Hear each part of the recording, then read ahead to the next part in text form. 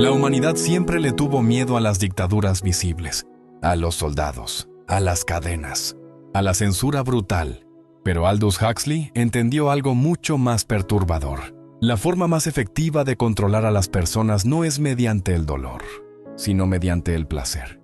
Porque un ser humano entretenido, dopado de distracciones, obsesionado con consumir, buscando validación todo el tiempo, rara vez se revela. Y eso es exactamente lo que muestra un mundo feliz.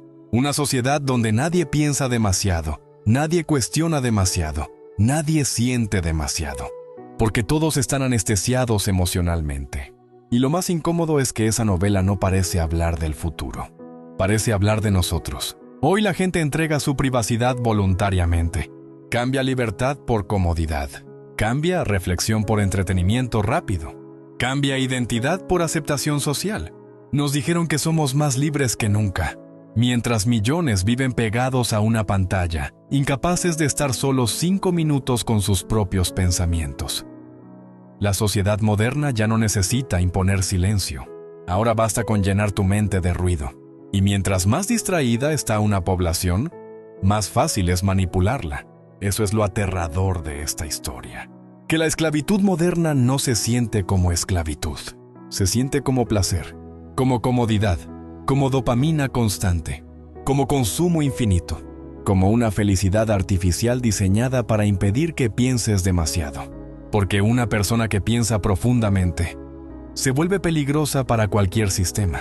En este video vamos a analizar cómo un mundo feliz predijo el entretenimiento masivo, la manipulación psicológica, la destrucción de la individualidad, la sexualidad vacía, el consumo compulsivo y la obsesión moderna con evitar el sufrimiento a cualquier precio.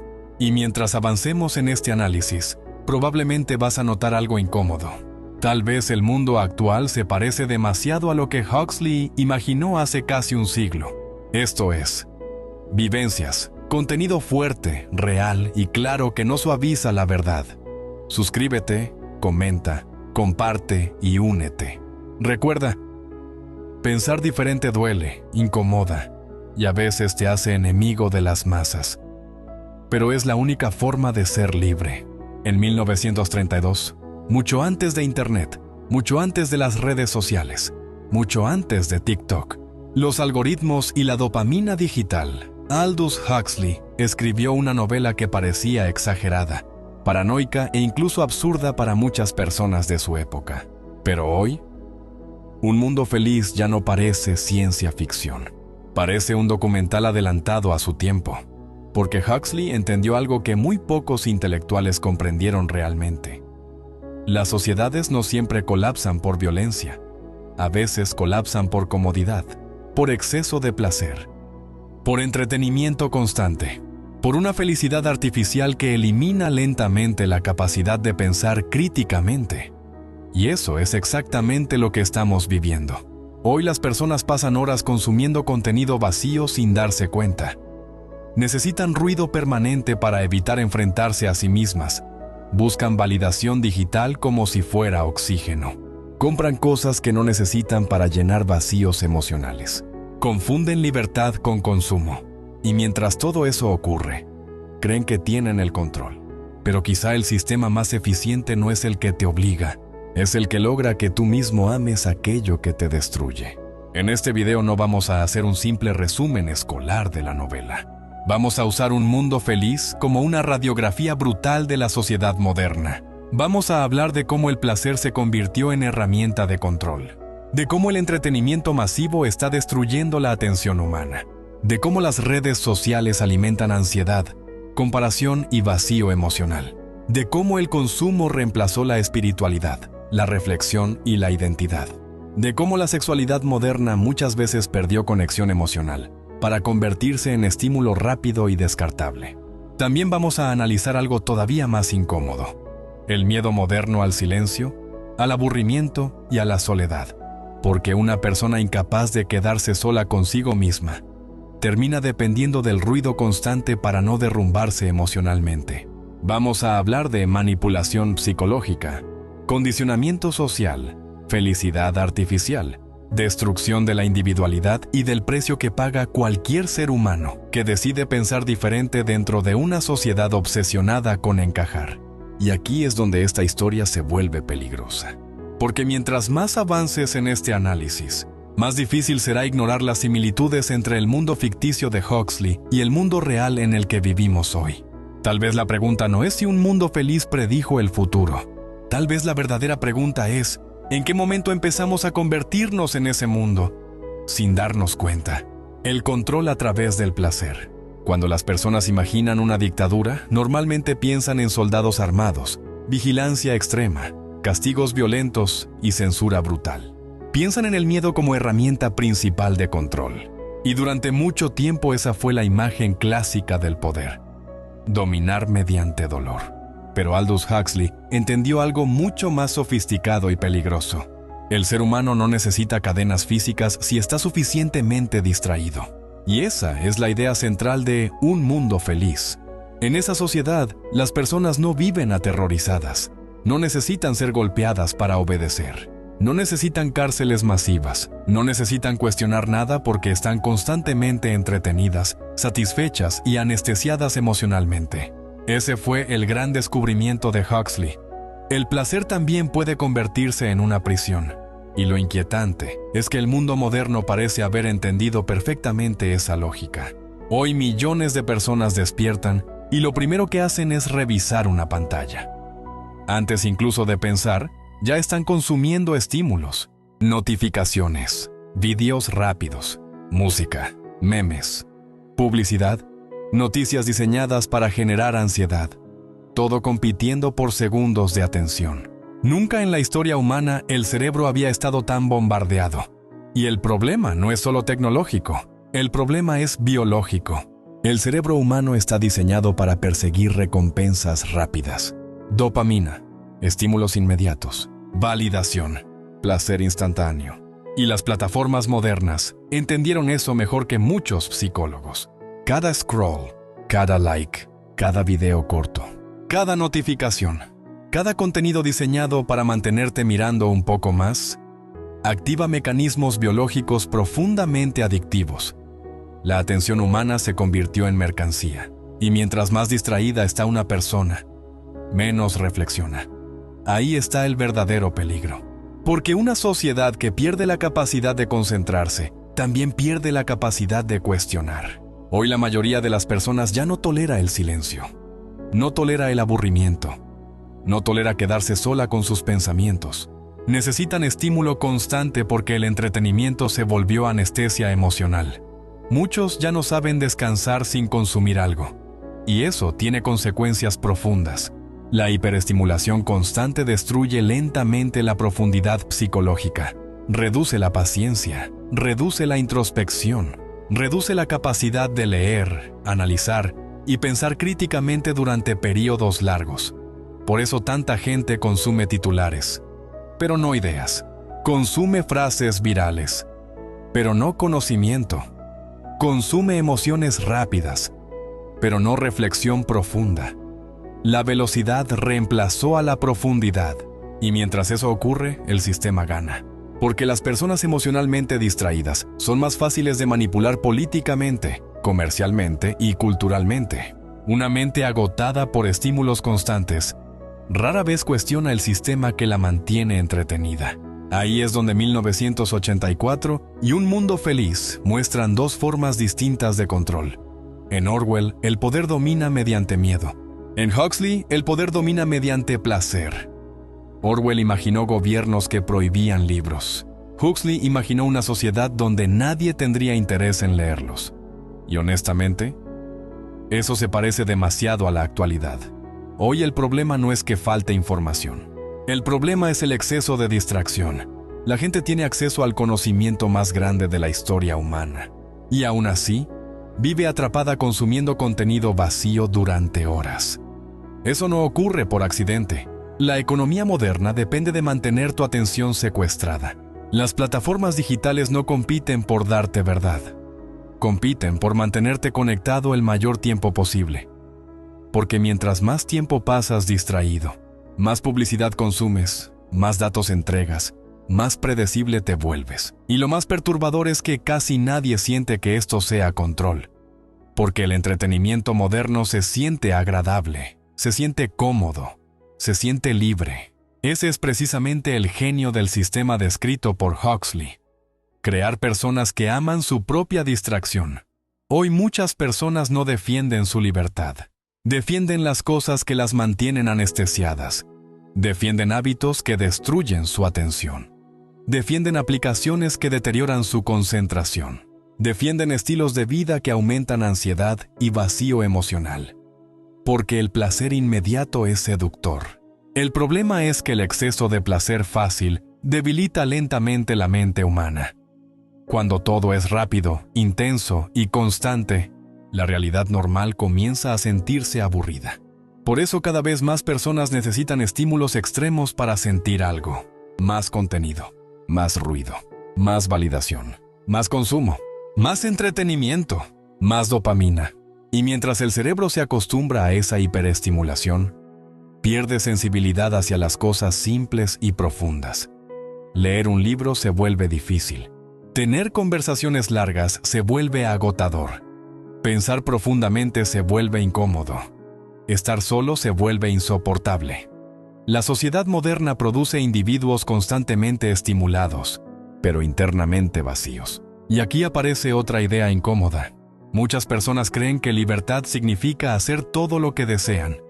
Pero si tus deseos son manipulados constantemente por algoritmos, publicidad y estímulos diseñados para explotar tu biología, ¿qué tan libre eres realmente? Porque controlar a un ser humano ya no significa obligarlo. Ahora basta con dirigir sus impulsos. Eso es exactamente lo que anticipó Huxley. Una civilización donde las personas serían demasiado entretenidas para rebelarse, demasiado distraídas para pensar, demasiado dopadas emocionalmente para cuestionar. Y quizá esa es la peor forma de esclavitud. La esclavitud donde el esclavo cree que está disfrutando plenamente de su libertad. Porque cuando una sociedad convierte el placer en religión, cualquier cosa que exija disciplina, silencio, profundidad o reflexión comienza a sentirse como una amenaza. Y entonces ocurre algo aterrador. Las personas empiezan a huir de todo aquello que podría despertarlas. La destrucción de la individualidad. Uno de los puntos más inquietantes en un mundo feliz no es solo el control social, sino algo más profundo: la desaparición del yo real. No se trata de prohibir pensamientos, sino de hacer que nadie los necesite. De moldear individuos que encajen tan bien en el sistema que ni siquiera se pregunten quiénes son fuera de él. Aldous Huxley no estaba describiendo solo una sociedad futurista. Estaba planteando una pregunta incómoda. ¿Qué pasa cuando la identidad deja de ser algo interno y se convierte en algo fabricado desde afuera? En ese mundo, la individualidad no se elimina con violencia, se diluye. Se reemplaza por hábitos, estímulos, entretenimiento y normas sociales tan constantes que la persona ya no distingue entre lo que siente realmente y lo que le enseñaron a sentir. Y aunque suene extremo, aquí es donde el análisis se vuelve incómodo. Muchas dinámicas modernas apuntan exactamente en esa dirección. Hoy la identidad de muchas personas ya no se construye desde la introspección, sino desde la exposición constante a modelos externos. Redes sociales, tendencias, influencers, grupos digitales, algoritmos de recomendación. Todo empuja a la gente a definirse por comparación, no por descubrimiento propio. El resultado es claro: menos identidad interna, más identidad prestada. La psicología humana funciona en base a una necesidad básica de pertenencia. El problema aparece cuando esa necesidad se convierte en dependencia total de la aprobación externa. Ahí la persona deja de preguntarse ¿quién soy? Y empieza a preguntarse ¿cómo me ven los demás? Y esa transición parece pequeña, pero es profunda. Porque cuando la validación externa se vuelve el centro de la identidad, el individuo empieza a moldearse constantemente para encajar. Cambia opiniones, gustos, posturas, incluso emociones, dependiendo del entorno social en el que se encuentre. Ya no hay un yo estable, hay versiones adaptativas, y eso encaja perfectamente con la lógica de una sociedad hiperconectada. Cuanto más predecible eres, más fácil eres de dirigir.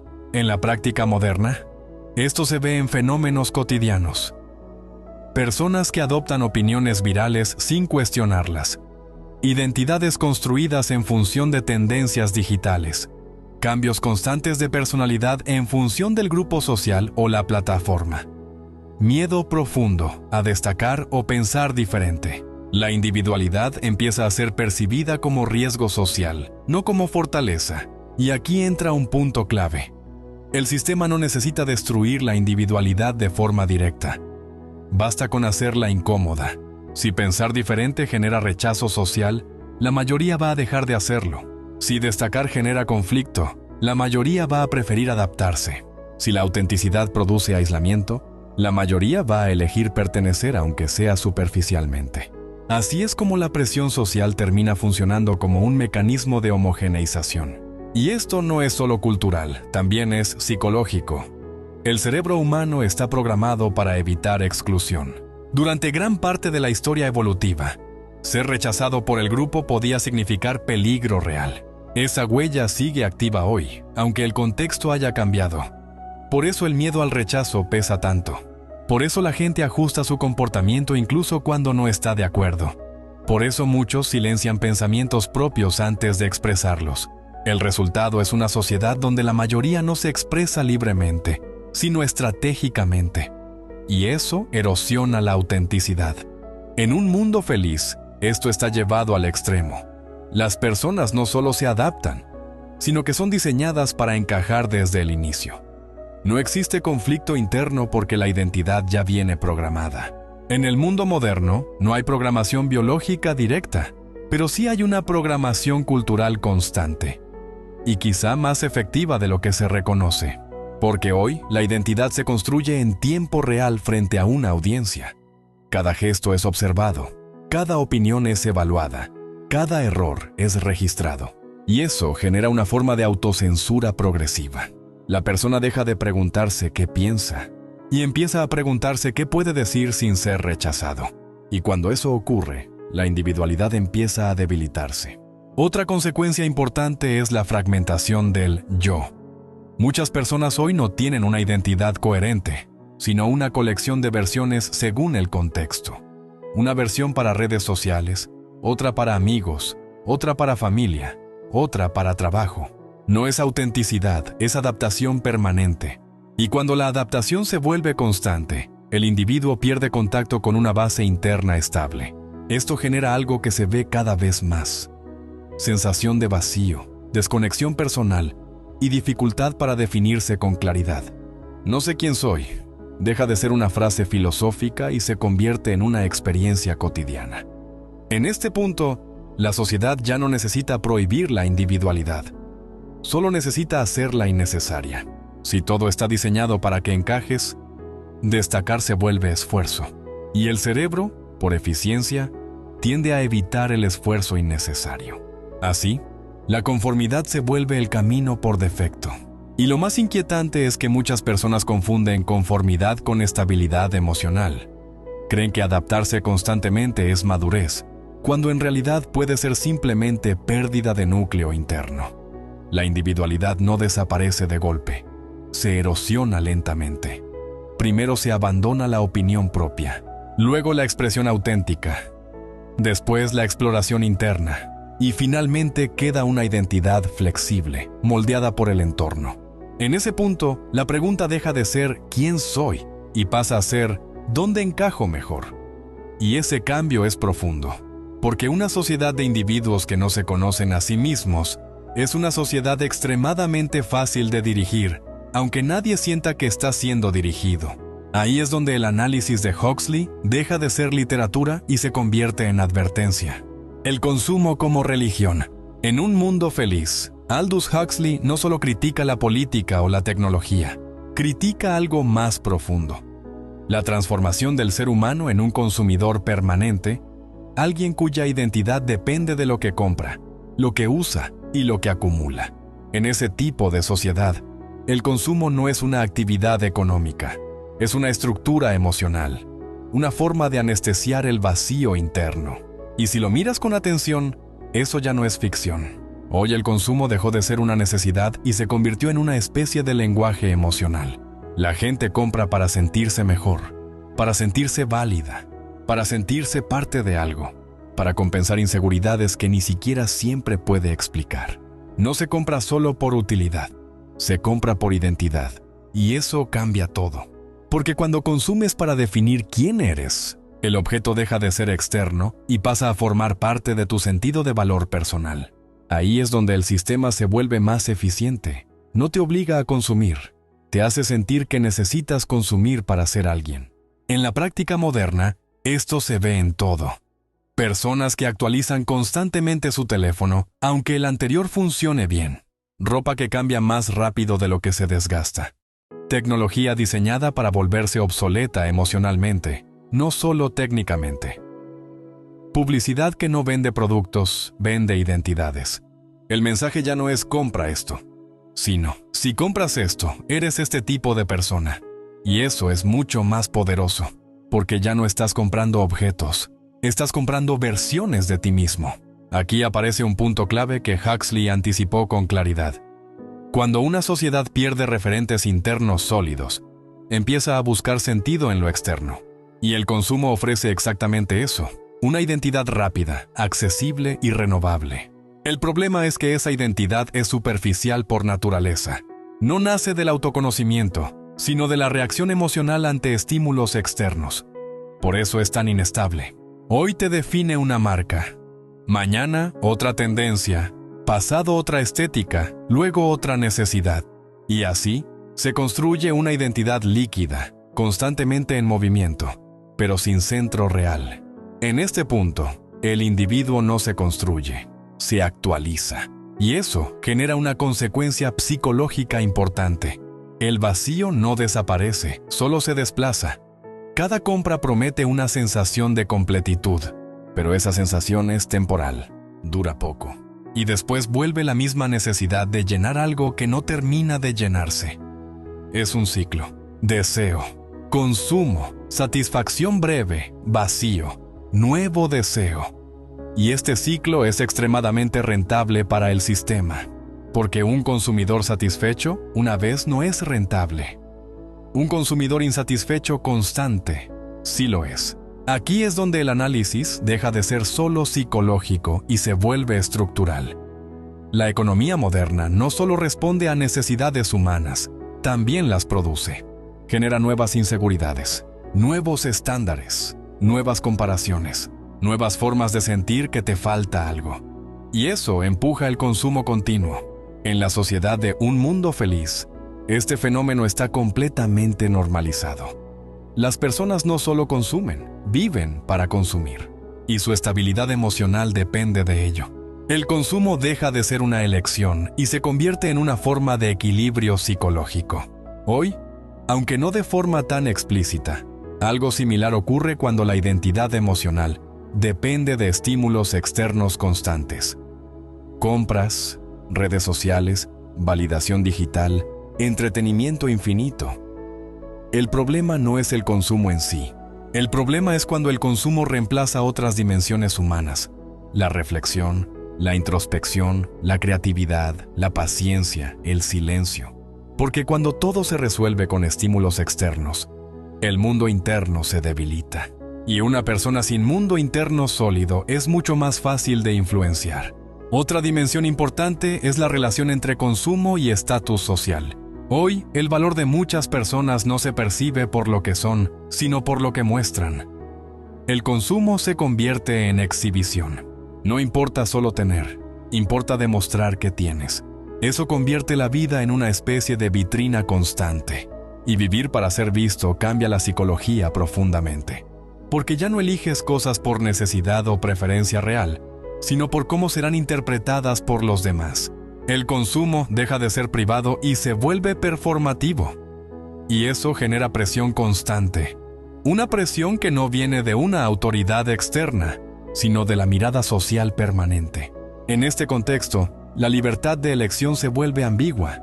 Puedes elegir cualquier cosa, pero dentro de un catálogo de deseos previamente moldeados. Y eso es lo más sofisticado del sistema. No elimina la libertad, la estructura. Huxley entendía que una sociedad puede ser extremadamente libre en apariencia, pero extremadamente condicionada en lo profundo. Y cuando el consumo se convierte en identidad, la pregunta deja de ser ¿qué necesito? Y pasa a ser ¿qué dice esto de mí? Y ahí empieza la confusión, porque si tu valor personal depende de lo que consumes, entonces nunca es suficiente. Siempre hay algo nuevo que comprar, actualizar o mejorar, y eso mantiene el ciclo activo. En última instancia, el consumo como religión moderna no necesita templos. Necesita pantallas, anuncios, tendencias y comparación constante. No necesita dogmas explícitos, necesita deseo continuo. Y mientras el deseo nunca se detiene, la reflexión profunda se vuelve cada vez más rara. Y una sociedad que consume sin pausa, piensa cada vez menos, sexualidad sin conexión.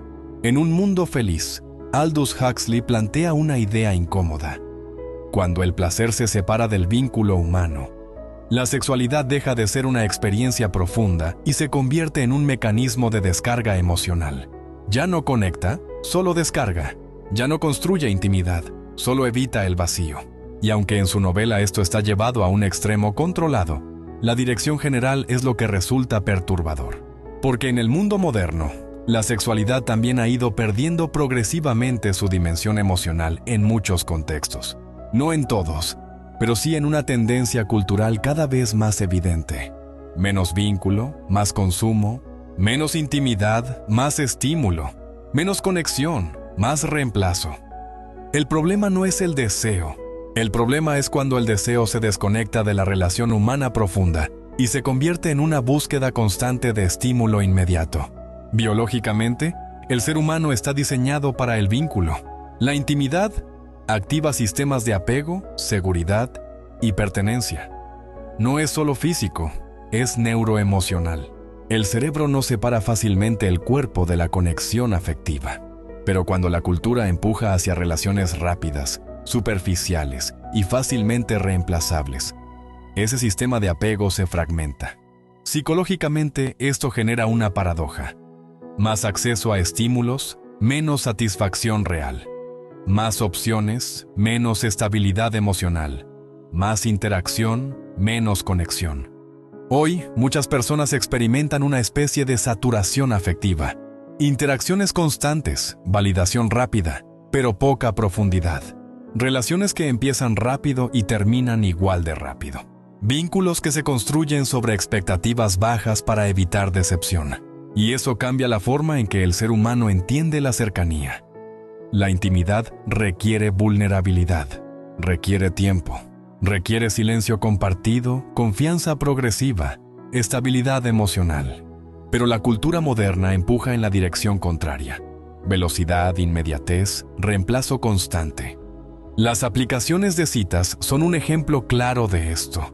No porque sean malas en sí mismas, sino porque estructuran la interacción humana como un catálogo infinito de opciones. Deslizar, comparar, elegir, descartar y repetir. Ese formato altera la percepción del vínculo humano. Porque cuando siempre hay una opción nueva disponible, la inversión emocional en la actual disminuye. No por falta de sentimientos, sino por exceso de alternativas. Y el cerebro humano, ante abundancia de opciones, tiende a reducir el valor percibido de cada una. El resultado es una especie de fatiga relacional.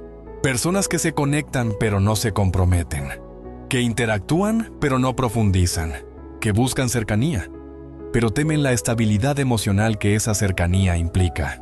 Aquí aparece un punto clave.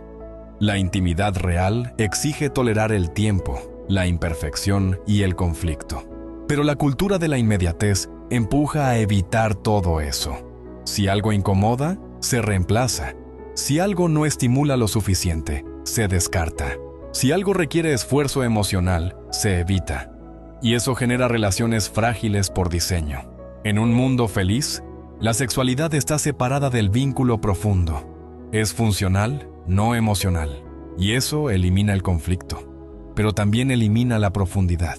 En el mundo actual, no hay una separación total, pero sí una tendencia creciente a priorizar lo inmediato sobre lo profundo. Otro factor importante es la sobreestimulación sexual en la cultura digital. La exposición constante a estímulos intensos reduce la sensibilidad emocional, no solo en el deseo, sino en la capacidad de conexión. Psicológicamente, esto se conoce como habituación. Cuando el cerebro se expone repetidamente a estímulos intensos, necesita más intensidad para generar la misma respuesta emocional. Eso no solo afecta la percepción del placer, también afecta la percepción del vínculo, porque cuando el sistema de recompensa está constantemente activado por estímulos rápidos, la realidad emocional cotidiana puede empezar a sentirse menos interesante, y eso impacta directamente en la forma en que las personas viven la intimidad. No porque haya algo incorrecto en el deseo humano, sino porque el contexto cultural lo está empujando hacia la fragmentación. Otro elemento clave es la separación entre sexualidad y responsabilidad emocional. En sociedades hiperindividualizadas, el vínculo tiende a volverse más frágil, porque el costo emocional del compromiso se percibe como alto, comparado con la gratificación inmediata de lo casual. Esto no es un juicio moral, es una observación estructural. Cuando el sistema premia lo inmediato y penaliza lo profundo, la conducta humana se adapta, y esa adaptación tiene consecuencias: menos estabilidad emocional en las relaciones, más ansiedad relacional, más miedo al compromiso, más dificultad para sostener vínculos a largo plazo, y al mismo tiempo, una búsqueda constante de conexión que nunca termina de satisfacerse. Porque el problema no es falta de interacción, es falta de profundidad. La conexión humana no se mide por cantidad de contactos, sino por calidad de presencia emocional. Y cuando la cultura reduce esa calidad, aparece un vacío que no se llena con más estímulos, solo con más presencia real. Aquí es donde el análisis de Huxley se vuelve especialmente relevante. No porque predijera exactamente el mundo digital, sino porque entendió el principio. Si conviertes el placer en algo constante, inmediato y reemplazable, entonces destruyes la profundidad del vínculo humano sin necesidad de prohibirlo. Simplemente lo haces menos necesario. Y cuando algo deja de ser necesario, empieza a desaparecer lentamente. La sexualidad sin conexión no es solo un cambio en comportamiento, es un cambio en la forma en que el ser humano entiende la intimidad, la cercanía y el valor del otro. Porque cuando el otro se convierte en estímulo en lugar de vínculo, deja de ser irreemplazable. Y cuando nadie es irreemplazable, la conexión profunda se debilita. Eso es lo que hace este tema incómodo. No habla solo de relaciones, habla de la estructura emocional de una sociedad entera. Una sociedad que tiene acceso ilimitado a estímulos, pero cada vez más dificultad para construir vínculos estables. Y en ese contraste, la pregunta que queda es simple pero incómoda. ¿Estamos más conectados que nunca? ¿O simplemente más solos que nunca dentro de más estímulos? El odio al silencio y a la soledad. En Un mundo feliz, Aldous Huxley describe una sociedad donde el silencio no es neutral, es incómodo, donde estar solo no es descanso, es ansiedad, donde no tener estímulos no es paz, es vacío. Y aunque eso suena extremo, la dirección en la que se mueve el mundo moderno es bastante evidente. Cada vez más personas no saben estar solas consigo mismas sin buscar distracción inmediata. El silencio, que antes era parte natural de la vida, hoy se ha vuelto casi intolerable para muchos. Biológicamente, el ser humano no está diseñado para estímulo constante. El cerebro necesita pausas. Necesita momentos de baja activación para reorganizar pensamientos, procesar emociones y consolidar memoria. El silencio no es ausencia de actividad mental, es un espacio de integración. Pero cuando ese espacio desaparece, ocurre algo importante. La mente pierde profundidad. Hoy, en la práctica cotidiana, el silencio ha sido reemplazado por ruido constante.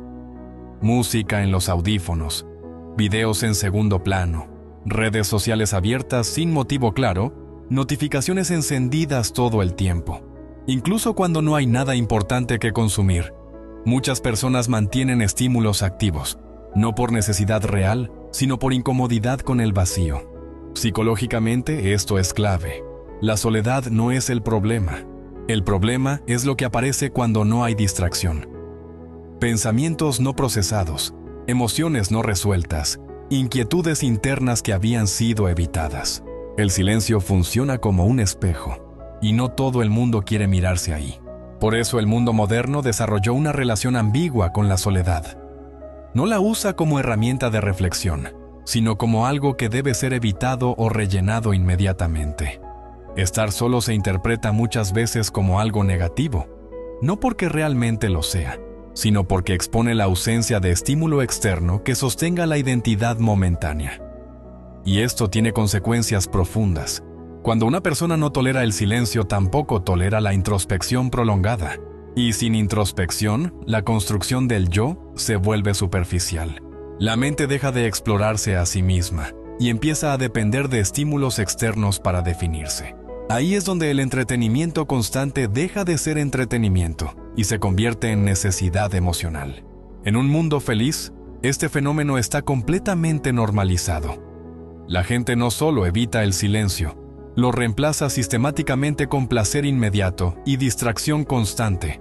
No hay espacio para la incomodidad interna, porque cualquier incomodidad es inmediatamente eliminada. En el mundo actual, aunque no de forma tan explícita, el patrón es similar. El aburrimiento ya no se vive como un estado natural, sino como un problema que debe resolverse rápido. Y eso cambia la relación con uno mismo, porque el aburrimiento no es enemigo de la mente. Es una etapa de transición hacia la creatividad, la reflexión y la reorganización interna. Sin aburrimiento no hay espacio para el pensamiento profundo. Pero si el aburrimiento se elimina sistemáticamente, también se elimina la posibilidad de profundidad.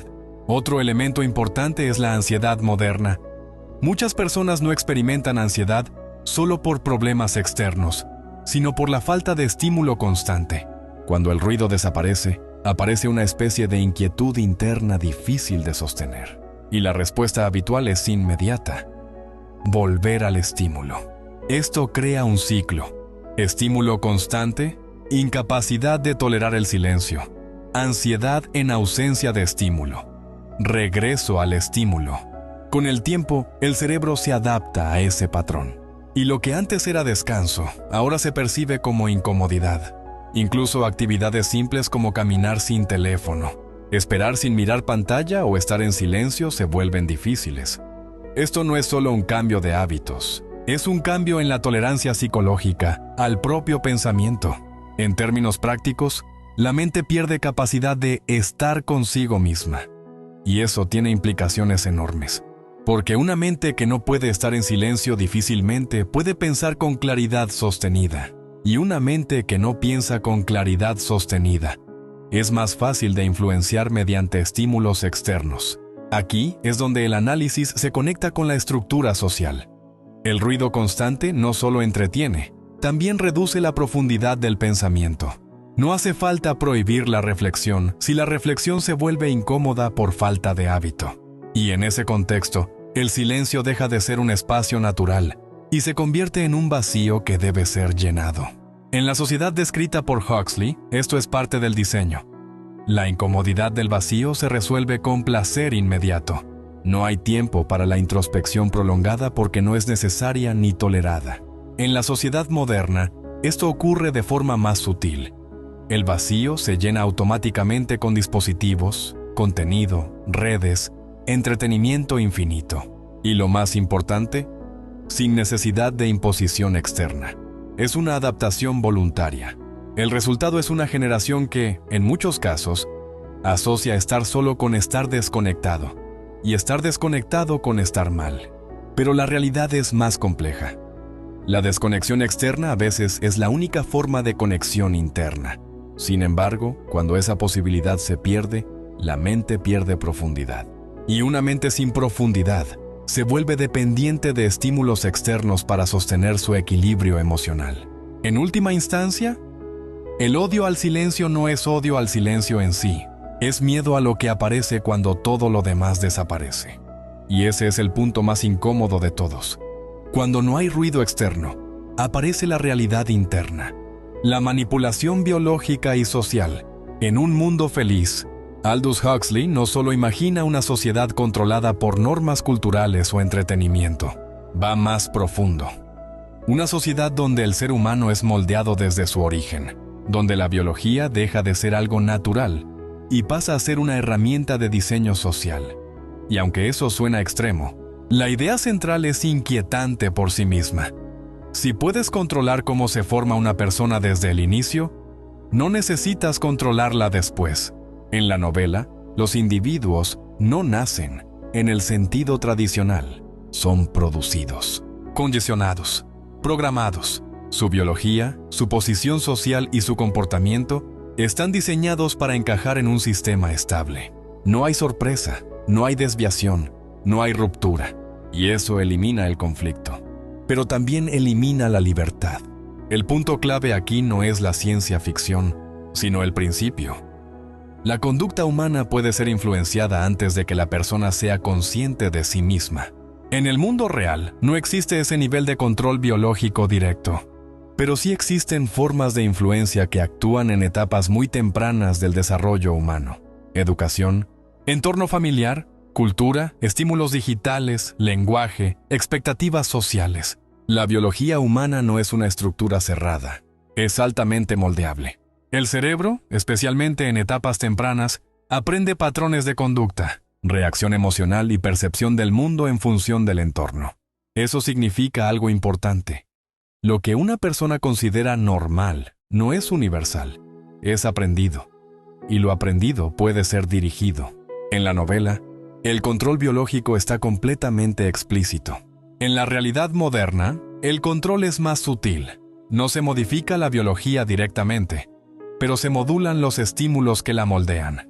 El sistema de recompensa del cerebro, por ejemplo, responde fuertemente a estímulos como validación social, novedad, placer inmediato, reconocimiento y consumo. Estos mecanismos no son culturales, son biológicos. Y cuando un entorno está diseñado para activar constantemente esos mecanismos, la conducta humana se ajusta automáticamente. No hace falta imponer decisiones. Basta con estructurar el entorno de manera que ciertas decisiones sean más atractivas que otras. Ese es el punto crítico. La influencia moderna no se siente como imposición, se siente como elección. En lo social, esto se ve en cómo las normas de comportamiento se estabilizan a través de repetición constante. Lo que se muestra repetidamente como deseable, aceptable o exitoso, termina siendo percibido como estándar. La psicología social lo explica de forma clara. El ser humano tiende a ajustar su comportamiento en función de lo que percibe como mayoría o tendencia dominante. Esto crea una especie de condicionamiento colectivo. No es necesario decirle a alguien cómo debe comportarse, basta con mostrarle continuamente cómo se comportan los demás. Y ahí entra la influencia cultural moderna. Redes sociales, entretenimiento, publicidad, narrativas mediáticas. Todo eso no solo informa, también modela expectativas. ¿Qué es éxito? ¿Qué es belleza? ¿Qué es felicidad? ¿Qué es normalidad? ¿Qué es fracaso? En un mundo feliz, estas categorías están totalmente definidas desde el sistema. En el mundo real, son más fluidas, pero igualmente influyentes. Y cuando las expectativas externas dominan la percepción interna, el individuo empieza a moldearse en función de ellas. Esto genera un tipo de adaptación social constante. La persona no se define desde dentro, sino desde lo que cree que el entorno espera de ella. Aquí aparece un punto clave. La libertad de comportamiento no garantiza libertad psicológica. Una persona puede hacer muchas cosas, pero si sus deseos están profundamente influenciados por su entorno, la sensación de autonomía es parcial. Otro aspecto importante es la ingeniería del comportamiento a través de refuerzo. El cerebro humano funciona por patrones de recompensa. Cuando una acción genera placer o validación, aumenta la probabilidad de repetirse. Cuando genera incomodidad, tiende a evitarse. Esto no es una teoría compleja, es neurobiología básica. El problema aparece cuando ciertos sistemas estructuran recompensas artificiales de manera constante. Estímulos rápidos, recompensas inmediatas, validación social instantánea. Eso puede modificar la forma en que las personas priorizan su atención y su comportamiento. En ese sentido, la manipulación no es directa, es estructural. No se ordena qué hacer. Se diseña un entorno donde ciertas acciones son naturalmente más reforzadas que otras.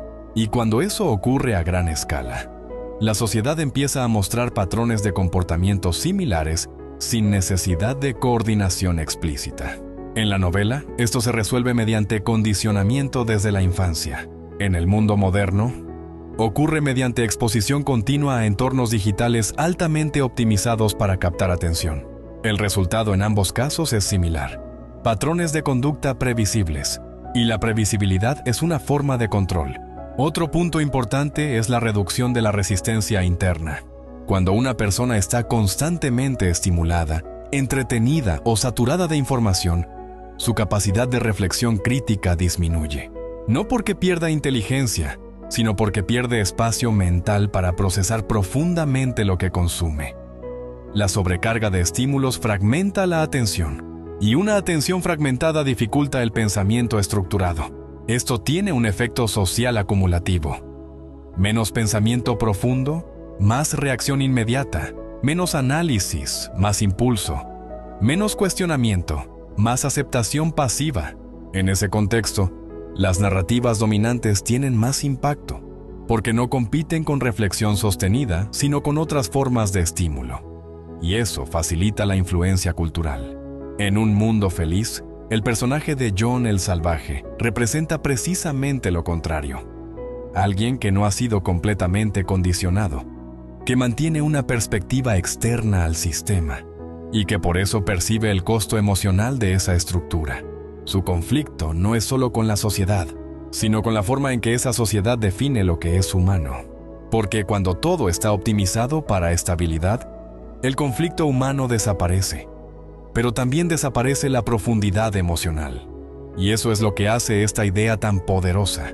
El control más eficiente no es el que impide actuar, sino el que redefine lo que se desea. Cuando los deseos están alineados con el sistema, la obediencia deja de sentirse como obediencia. Se siente como elección. Y cuando una persona cree que está eligiendo libremente algo que fue estructurado para ser deseable, el control se vuelve invisible. Ahí está el núcleo de esta reflexión. La manipulación moderna no necesita fuerza, necesita diseño. Diseño de entornos, diseño de estímulos, diseño de recompensas, diseño de expectativas. Y cuando todo eso se integra en la vida cotidiana, el resultado no es una dictadura visible, es una normalidad construida. Una normalidad que no se cuestiona fácilmente, porque se siente natural. Y quizá esa sea la forma más profunda de influencia, aquella que ya no parece influencia en absoluto. La felicidad artificial. En Un Mundo Feliz, Aldous Huxley plantea una idea que incomoda desde la raíz. Una sociedad puede eliminar el sufrimiento, pero al hacerlo, también puede eliminar la profundidad de la vida. En ese mundo, la felicidad no es un logro emocional ni una consecuencia de vivir con sentido. Es un estado inducido, constante, obligatorio. No se persigue, se administra. No se construye, se consume. Y ahí aparece el problema central. Cuando la felicidad deja de ser una experiencia compleja y se convierte en un estado artificial permanente, pierde su valor humano. Biológicamente, el ser humano no está diseñado para una felicidad continua. El cerebro funciona con contrastes, placer y dolor, esfuerzo y recompensa, tensión y alivio. Esa alternancia es lo que da significado a las experiencias. Sin contraste, todo se vuelve plano. En la novela, este equilibrio natural es reemplazado por un sistema que elimina el malestar a cualquier costo. No hay espacio para la tristeza profunda, la duda existencial o el conflicto interno. Todo aquello que genera incomodidad es inmediatamente neutralizado. Y aunque eso suena atractivo en superficie, tiene un efecto secundario crucial. Sin dolor, no hay crecimiento. Psicológicamente, el sufrimiento no es solo algo negativo. Es también un mecanismo de ajuste. Permite aprender, reevaluar, reconstruir y madurar emocionalmente. Cuando ese proceso se elimina, la mente pierde una de sus herramientas más importantes de desarrollo. El resultado es una estabilidad superficial. En el mundo moderno, aunque no existe una supresión total del dolor, sí existe una tendencia creciente a evitarlo sistemáticamente. Cualquier incomodidad emocional puede ser rápidamente distraída, anestesiada o desplazada. Entretenimiento constante, consumo digital, validación social, soluciones rápidas para el malestar emocional. Todo contribuye a reducir la tolerancia al sufrimiento. Y esto genera una consecuencia sutil pero profunda. Cada vez menos personas aprenden a procesar emociones difíciles de manera sostenida. El problema no es sentir dolor.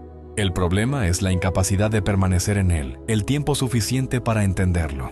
Cuando el malestar se elimina demasiado rápido, no se integra, solo se evita. Y lo que se evita no desaparece, se acumula de otras formas: ansiedad, vacío, irritabilidad, desconexión emocional. En un mundo feliz, esto se resuelve mediante un sistema que garantiza felicidad constante a través de estímulos externos y químicos. No hay espacio para la introspección dolorosa porque no es necesaria ni permitida. En el mundo real, la felicidad artificial no depende de una sola herramienta, sino de múltiples mecanismos. Entretenimiento infinito, consumo emocional, redes sociales, gratificación inmediata y optimización constante del bienestar. El problema aparece cuando el bienestar se vuelve un objetivo absoluto, porque perseguir la ausencia total de malestar puede terminar eliminando también experiencias fundamentales de la vida humana. El esfuerzo significativo, la superación de crisis, el crecimiento personal profundo. Otra dimensión importante es la comparación constante. Hoy muchas personas no evalúan su vida en función de sus propios valores, sino en función de lo que observan en otros. Esto genera una percepción distorsionada de la felicidad. Si otros parecen estar mejor, tu experiencia se interpreta como insuficiente, aunque objetivamente no lo sea. Las redes sociales amplifican este fenómeno, porque muestran versiones editadas, seleccionadas y optimizadas de la vida ajena. El resultado es una presión emocional constante hacia un estándar de felicidad que no es realista. Y cuando el estándar es inalcanzable, la insatisfacción se vuelve crónica. En ese contexto, la felicidad deja de ser un estado interno y se convierte en una comparación externa permanente. Otro punto clave es la evitación del vacío. En la sociedad contemporánea, el vacío emocional rara vez se tolera. Se rellena inmediatamente con estímulos, videos, música, compras, conversaciones, contenido constante. El silencio interno se percibe como algo a corregir, no como algo a explorar. Pero ese vacío no siempre es negativo. Muchas veces es el espacio donde surge la reflexión, la creatividad y la reconstrucción personal. Cuando se elimina ese espacio, también se elimina la posibilidad de transformación interna profunda. La felicidad artificial no es solo placer constante, es también la incapacidad de enfrentar estados internos sin intentar cambiarlos inmediatamente. Y eso debilita la relación con uno mismo. En un mundo feliz, la felicidad está diseñada para ser estable, predecible y sin conflicto. Pero esa estabilidad tiene un costo: la eliminación de la autenticidad emocional. Porque una emoción que no puede fluctuar deja de ser humana en sentido pleno. El ser humano no es un sistema de equilibrio constante, es un sistema dinámico. Su riqueza emocional proviene precisamente de la variabilidad.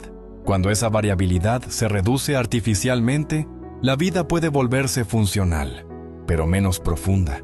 Y aquí aparece la paradoja central.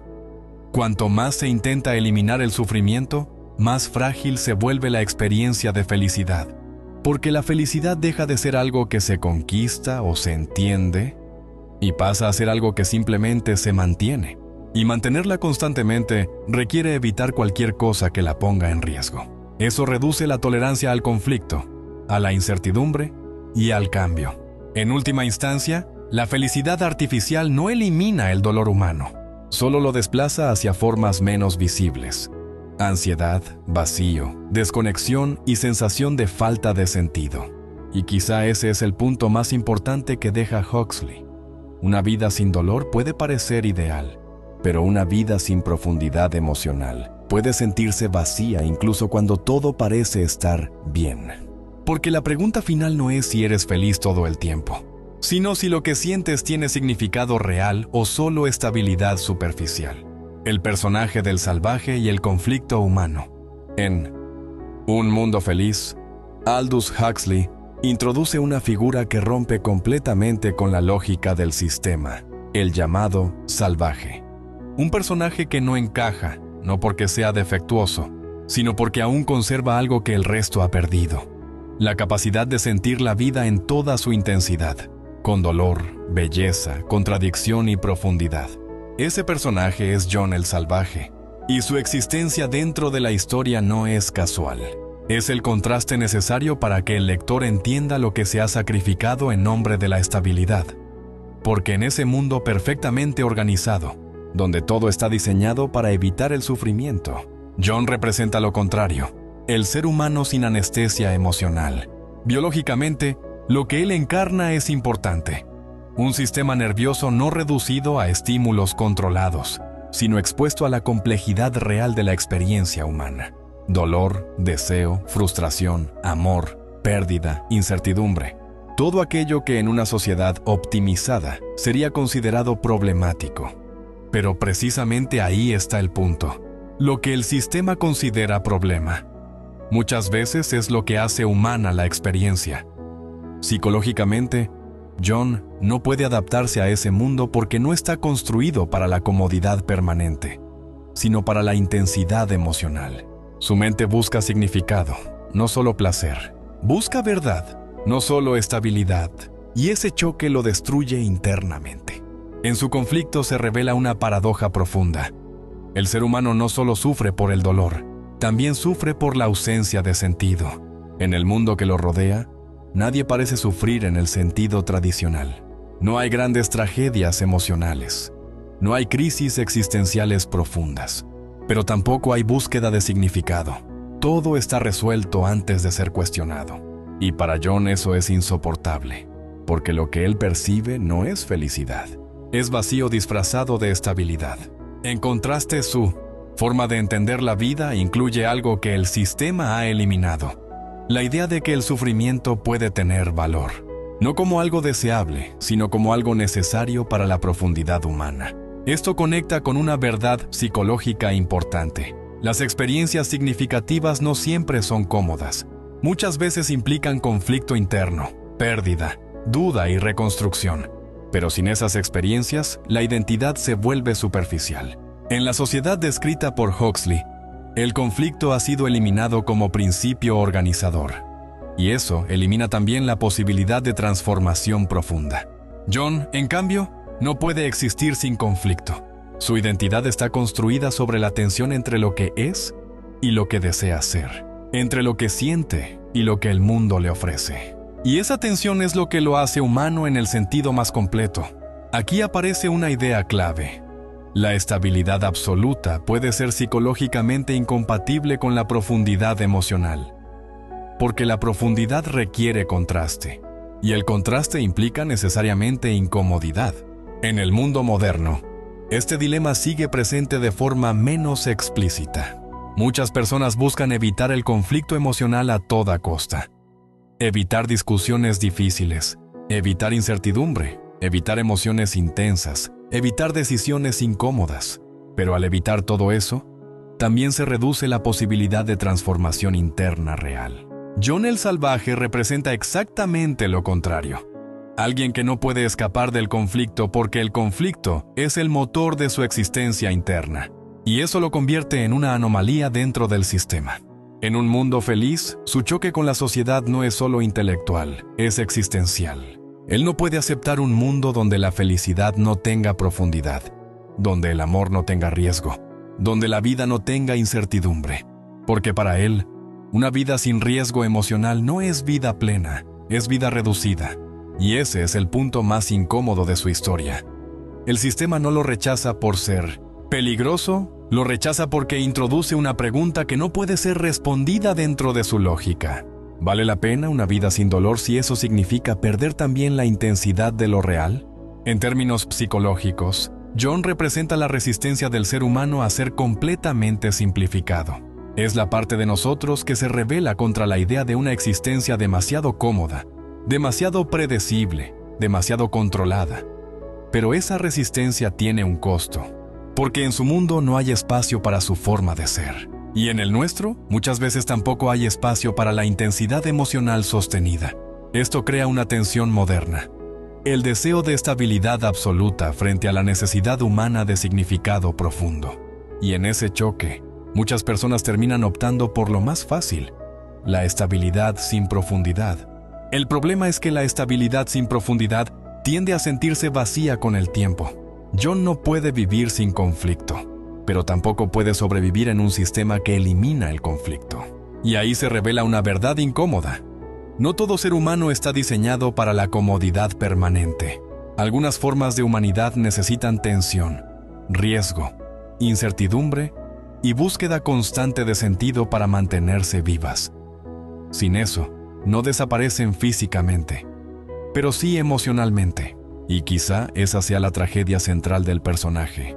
No es que no encaje en el mundo, es que el mundo no tiene espacio para todo lo que él representa.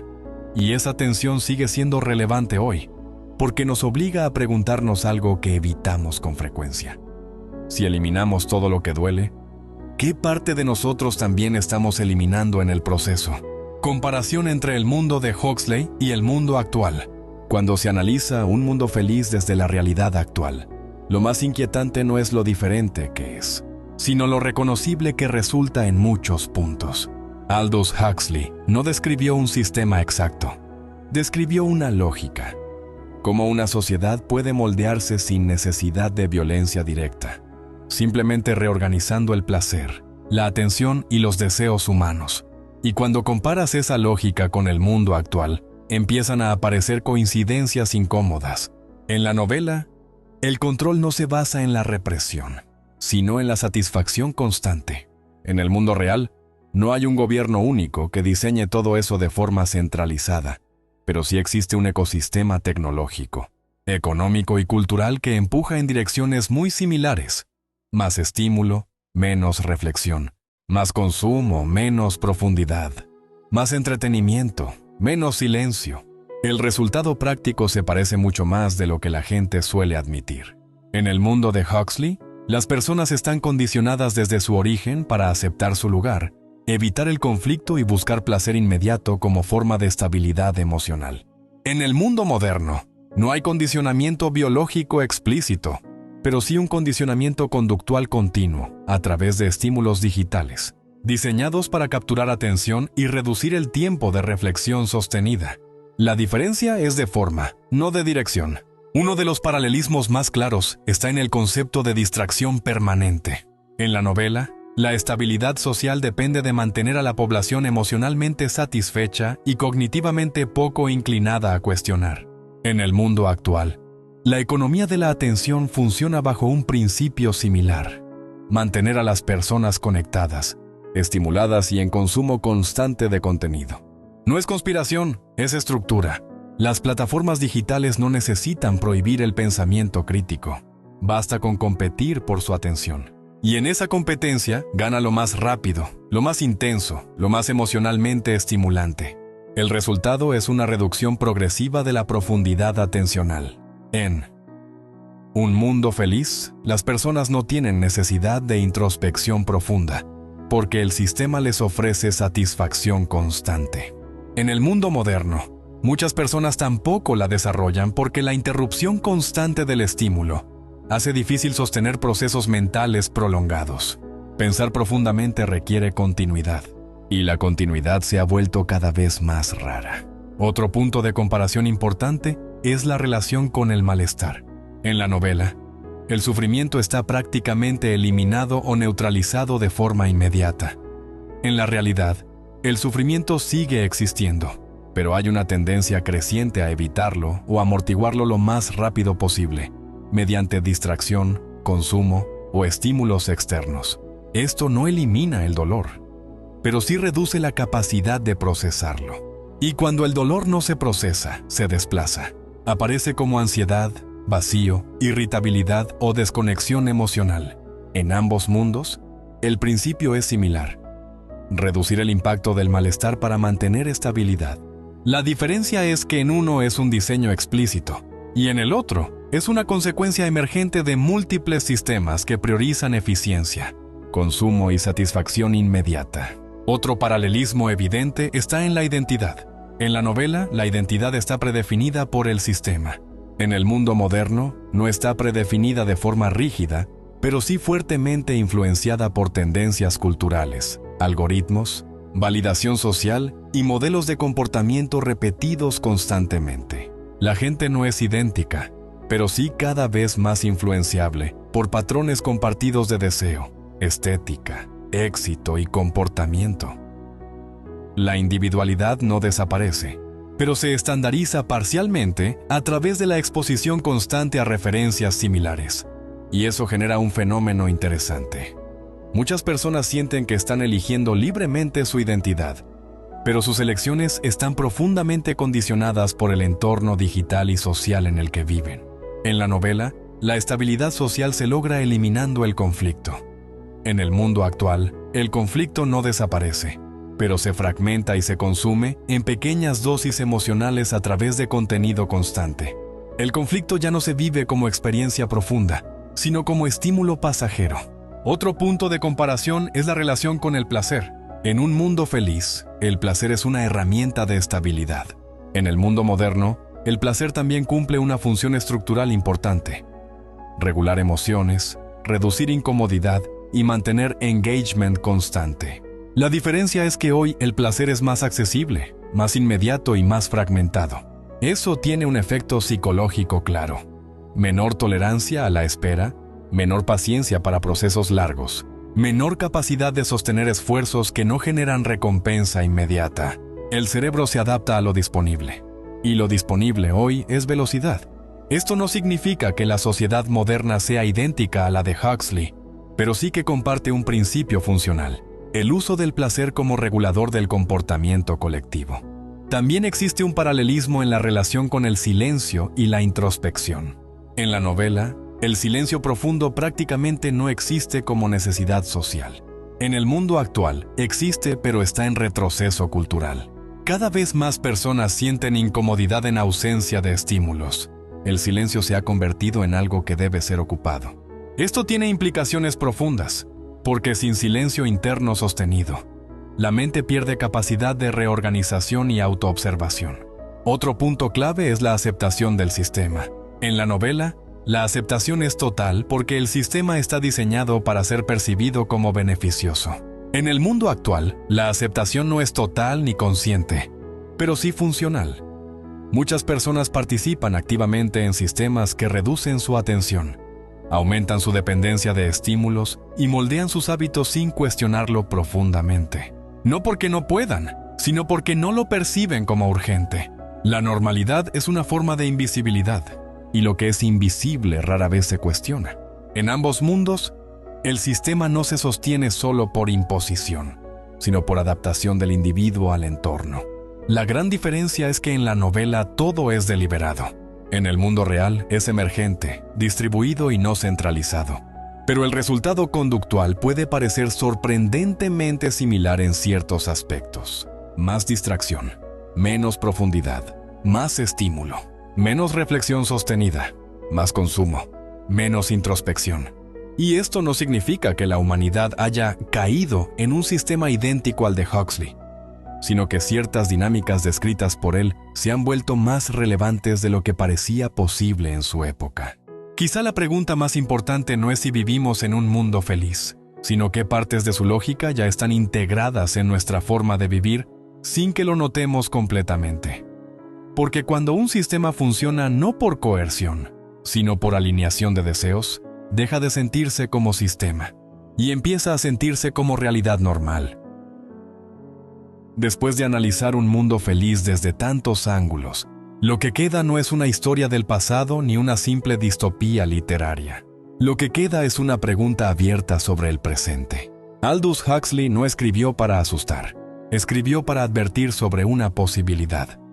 Una sociedad donde el control no necesita fuerza, porque el placer, la distracción y la comodidad hacen el trabajo silenciosamente. Y si has seguido este recorrido completo, la idea central se vuelve difícil de ignorar.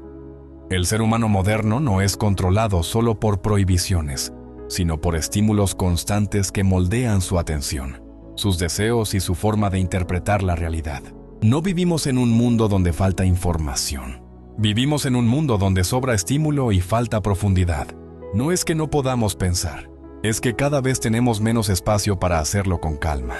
Y eso cambia todo, porque una mente saturada no necesita ser censurada, solo necesita ser ocupada. A lo largo del análisis, vimos cómo el placer puede funcionar como control, cómo la individualidad puede diluirse sin ser destruida, cómo el consumo puede convertirse en identidad, cómo la sexualidad puede perder conexión, cómo el silencio se vuelve incómodo y cómo la felicidad puede volverse artificial cuando se elimina el conflicto. También vimos que la manipulación moderna no siempre es explícita. Muchas veces es estructural, invisible, integrada en hábitos cotidianos, en plataformas digitales, en dinámicas sociales y en formas de entretenimiento que parecen inofensivas. Y quizá lo más importante, vimos que la libertad no desaparece de golpe, se erosiona lentamente, cuando los deseos empiezan a ser moldeados por el entorno sin que lo notemos. En este contexto, un mundo feliz deja de ser una ficción lejana y se convierte en un espejo incómodo. No porque describa exactamente el mundo actual, sino porque revela principios que siguen siendo válidos. El control más efectivo es el que no se percibe como control.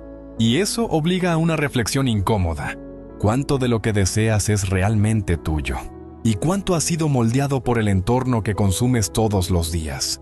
No hay una respuesta simple, pero ignorar la pregunta tampoco la hace desaparecer, porque al final, la diferencia entre una sociedad profundamente consciente y una sociedad profundamente distraída no está en la tecnología, ni en la riqueza, ni en el acceso a la información. Está en la capacidad de detenerse, pensar y cuestionar sin huir inmediatamente al estímulo siguiente. Y esa capacidad se está volviendo cada vez más rara. Por eso este tipo de reflexión importa. No porque ofrezca comodidad, sino porque interrumpe la inercia. Suscríbete al canal, deja un like y comenta qué despertó este contenido en ti. Parece poco, pero es lo que mantiene viva este tipo de reflexión. Cuando comentas, el video llega a más personas que también sienten que el mundo se volvió demasiado superficial. Cuando dejas like, el algoritmo entiende que este silencio necesita romperse, y cuando te suscribes, pasas a formar parte de esta comunidad lúcida. Aquí no se promete comodidad fácil ni respuestas listas, solo ideas que incomodan pero liberan. Si esto tiene sentido para ti, entonces este espacio es para ti.